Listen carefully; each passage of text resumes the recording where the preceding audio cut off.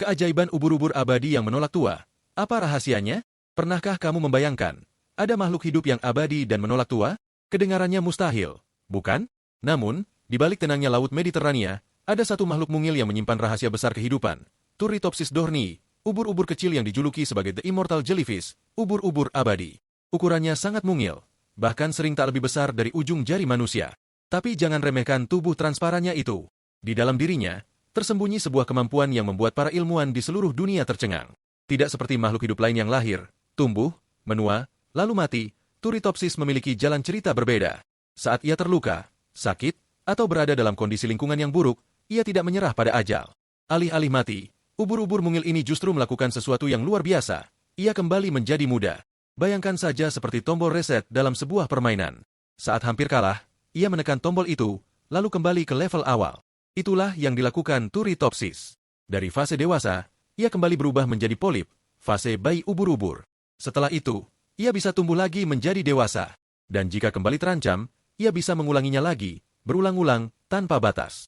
Fenomena ini dikenal dengan istilah transdiferensiasi.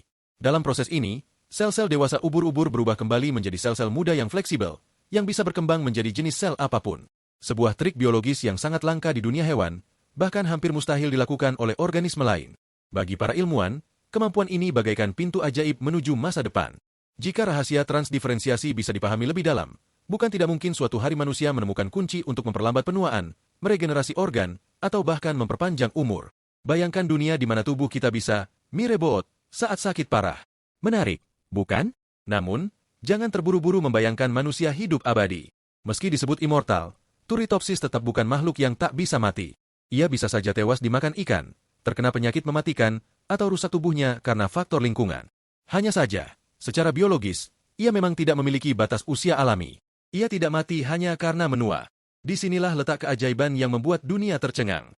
Seekor ubur-ubur mungil, hampir tak terlihat di lautan luas, ternyata menyimpan rahasia tentang umur panjang. Sebuah pengingat bahwa alam masih memiliki banyak misteri yang belum terpecahkan.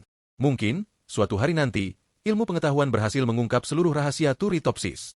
Dan siapa tahu, dari makhluk mungil yang nyaris tak terlihat ini, manusia bisa menemukan cara untuk memperpanjang hidup, bahkan menantang kematian. Sebuah masa depan, yang mungkin dimulai dari seekor ubur-ubur mungil di dasar laut.